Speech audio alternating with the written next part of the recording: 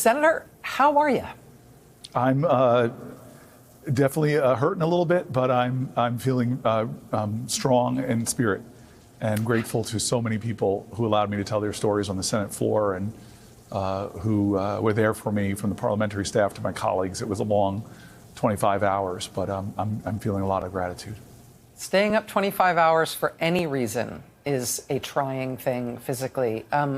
What was different about the experience of it than what you anticipated? I mean, you stood by your fellow Senator Chris Murphy 9 years ago when he did 15 hours.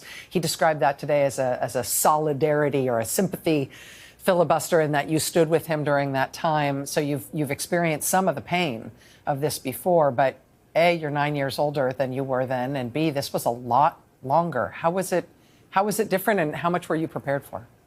You know, I was grateful to Chris. He and I talked about it before, and I at the end tonight, I said, our balance sheet's not equal. I now owe you 10 more hours. I stood with him, and I really wanted to see if I could stand for as long as he and I were going to go. And he was successful that day in getting concessions from Mitch McConnell to have votes on the Senate floor around gun safety. Unfortunately, even common sense gun safety then failed. But for me, it was an experience that stuck in my mind. I could do 15 hours without going to the bathroom, even though my legs really hurt over those 15 hours. Both of us talked about how our feet hurt.